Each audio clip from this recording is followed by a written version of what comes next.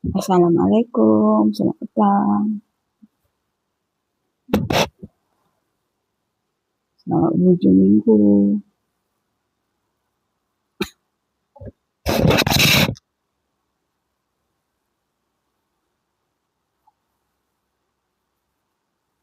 Dah makan ke tu semuanya? Sehat?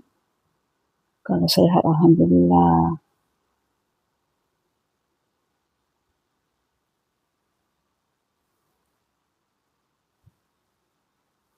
Hujung-hujung minggu ni tak ke mana-mana ke korang?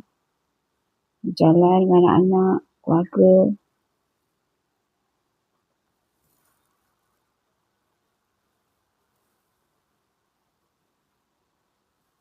Saya hari ni nak cerita pasal petua.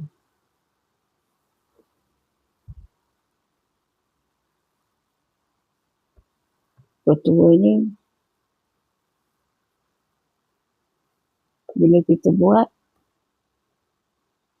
menjadi ke tidak? Berkesan ke tidak?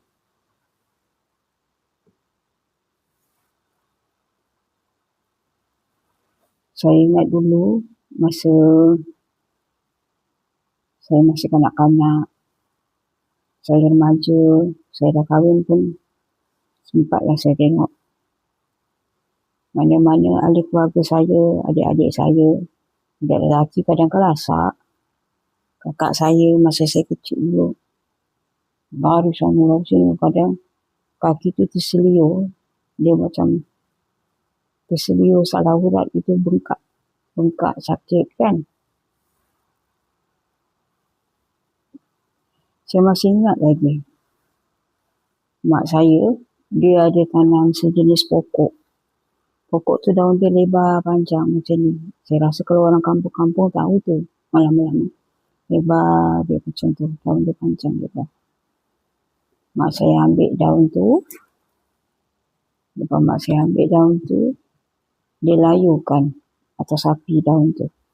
Sampai layu, lepas tu, dia ambil minyak masak, dia sapu. Dia sapu dekat daun tu, dia balutnya daun tu dekat kaki kakak saya mana bengkaknya sakit tu. Alhamdulillah, 2-3 hari kaki tu tak bengkak, sakit tu hilang. Tak payah pergi urut-urut. Tak payah. Saya tak tahu apa nama daun tu, saya tak ingat. Tapi daun dia memang panjang, kujung runcing gitu. Pokok dia tak besar pun, tinggi-tinggi macam ni je. Dan dalam 2 kaki gitu. Memang bagus pokok. Dulu mak saya ada tanam pokok tu.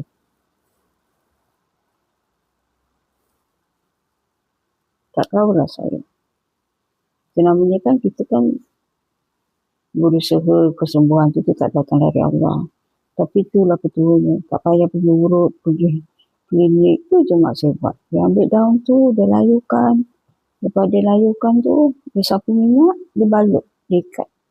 Dia ikat ke tali bakut tanggal daun tu kan. Buat dalam 2-3 hari. Elok balik kaki tu tak sakit. Tu petua orang dulu. Pakai daun je.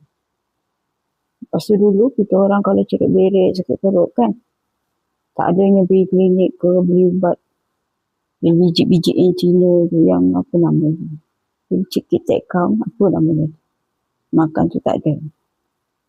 Kalau kita orang dah sakit perut, cerit berik, tu arwah ayah saya pula. Ambilnya teh, dia rendam, dia pekat sikit, nanti tak ada letak gula, letak apa, dia suruh kita minum teh tu. Alhamdulillah. Kita tidur, esok dah tak ada dah cerit berik tu, elok. Itu antara petua yang dulu saya kecil-kecil. Yang mak ayah saya buat, saya tengok menjadi dekat kita orang adik-beradik ni lah. Kita orang kan ramai, nak pergi klinik dulu mana ada duit, sakit je lah. Inilah petua tu untuk berubat. Alhamdulillah menjadi.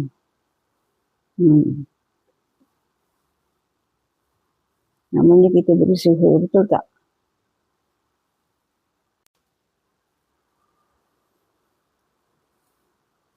Lepas tu, memasak satu. Betul memasak.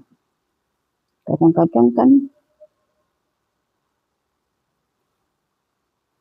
kita kalau memasak, macam kita masak daging. Kadang-kadang kan daging tu kan ada jenis yang liat. Susah betul dia nak empuk, nak lembut. Ada kan. Ada orang setengah tu kan, dia rebus dulu daging tu bagi lembut. Makan masa juga kan, berapa jam pula kita nak rebus bagi lembut itu. Kadang dah lama pun kita masak, contoh masak rendang. Dah 4 jam kita masak tu ada tu kadang-kadang tu susah juga nak lembut. Masih juga ada liatnya. Tu, apa yang saya tengok mak saya lah. Dia masak daging rendang nak raya tu kan. Tapi tu memang lembut gila lah, buat kata orang. Apa dia buat, bila dia masak rendang, dia ambil satu sudu nasi tu, senduk kita makan tu, dia cuci bersih, dia masukkan sudu tu dalam rendang. Lembut, memang lembut daging tu. Memang lembut sangat. Orang tak ada gigi pun boleh makan daging tu lembut. Tu betul mak saya. Yang kedua, saya pernah tengok, itu bukan mak saya tak ingat siapa saya tengok. Dia masak daging. Dia nak lembutkan daging. Ini agak pelik sikit lah. Tak tahulah pula saya daging tu demam. Dia masuk ni penedol demam tu kan. Dia masukkan 2 biji itu. Tapi memang jadi. Dia masak daging tu lembut gila daging tu. Dia masukkan penedol. Saya pun masa tu antara logik tak logik je kan. Tapi masukkan penedol ke daging ni demam pula. Tiba-tiba masuk penedol. Rupanya tu petua. Dia kata dia belajar daripada ada satu restoran tu. Dia kerja restoran kan. Nak lembutkan daging dia gunanya penedol. Tapi memang lembut daging tu. Memang menjadi. Itulah petua dulu masak sakit. Kadang kalau kita sakit tekak kan. Kita batuk sakit tekak. Senang je. Ambil madu, lemon. Kalau kita batuk biasa je, kita minumlah suam. Lemon campur madu. Tapi madu asli tau, bukan madu yang kat pasar raya tu. Tu bukan madu asli tu. Dah campur gula bagai. Madu asli tu. Iris lemon tu ambil lah 2 iris ke. Kurang lebih pula. Kat cawan tu kan masam pula yang lebih. Satu sudu madu, satu sudu makan madu. 1 iris, 2 iris lemon tu. Campurkan dekat air suam tu, minum. Tu kalau kita batuk biasa. Tapi kalau kita sakit tekak, batuk sakit tekak kan. Saya jarang minum panas, suam. Saya selalu minum sejuk. Kalau kita sakit tekak, kita jangan minum air panas tau. Dia lambat sembuh, lagi sakit. Saya buat letak air sikit, saya minum bersuam. Minum bersejuk. Tapi kalau saya batuk biasa, tak ada sakit tekak kan, minum suam. Minum waktu dia suam tu bagus. Tapi kalau kita kalau sakit tekak, ada batuk sikit, minum sejuk. Memang elok. Saya kadang-kadang, yelah kita ni kadang-kadang batuk-batuk ni kadang dah beli ubat dekat farmasi pun tak jalan juga kan. Cuba. Saya jarang lah makan ubat batuk. Kalau saya batuk, saya buat macam tu je. Tak pun saya buat cengkeh, saya ambil dia 3 butir. TO tau, kita buat TO, masukkan cengkeh, kita rendam sekejap. Lepas tu minum, suam-suam. Tapi itulah, bila kita buat benda macam ni, baca Al-Fatihah 3 kali, selawat 3 kali, selawat atas Nabi. Memang jadi. Saya tak pernah tak jadi. Betul-betul tu jadi. Saya jarang makan ubat batuk. Kecuali kalau demam tu dah teruk sangat, baru saya makan ubat demam. Kalau batuk ni saya selalu usaha sendiri pakai betul. Malah saya makan ubat batuk ni mengantuk. Antara percaya dengan tak percaya je lah betul-betul ni kan. Tergantung pada kita. Macam kita kalau orang pelik kadang-kadang kalau kita masak masin. Lauk tu masin kan. So kita masak. Katalah kita ni masak lemak. Masak lemak. Tiba-tiba masin. Masukkan ubi kentang. Masukkan ubi kentang, tambah air sikit, biar ubi kentang tu serap masin tu.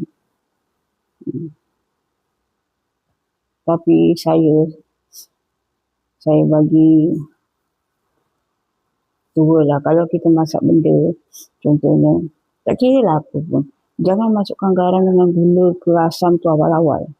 Contohnya lagi 5 minit kita nak buka api, lagi 5 minit kan. Baru kita masukkan garam, gula. Lepas tu masukkan, kalau kita masak asam pedas, masuk asam jawa. Jangan masuk awal-awal. Sebab bila kita masak benda berkuah, dia akan menyusut air tu. Bila menyusut air tu, kita masukkan pula semua tu awal-awal. Benda tu jadi masin lah.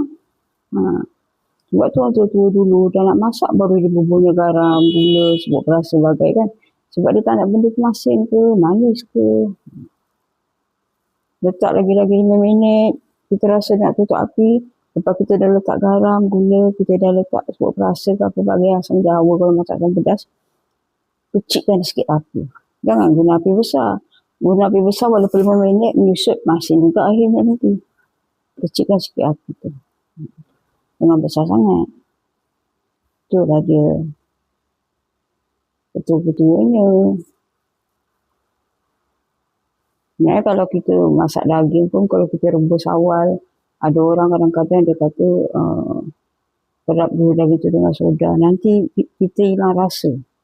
Manis daging tu hilang. Tapi kalau kita macam kita masak tu, lepas tu kita masukkan sudu, masak rendang kan. Macam kalau masak sup tulang kadang-kadang kan daging dia tu kan lihat juga. Itu memang, kalau saya tak rebus lah. Saya cuci bersih-bersih, saya masak. Kadang sup tulang saya masak 1 jam pun. Memang lembut. Tak pernah saya masak sup tulang keras. 1 jam, 1 jam setengah macam tu. Masak dengan api sederhana. Lembut. InsyaAllah lembut. Cuma makan masa lah. Itulah korang. Kerja saya dah siap. Banyak lagi kerja lain saya nak buat. Mak jalan hari Minggu, tadi bangun lewat sikit. Ni hari kita borak lagi ya. Assalamualaikum. Bye. Terima kasih sebab sudah dengan saya bebel. Sudah dengan saya cerita. Assalamualaikum. Bye.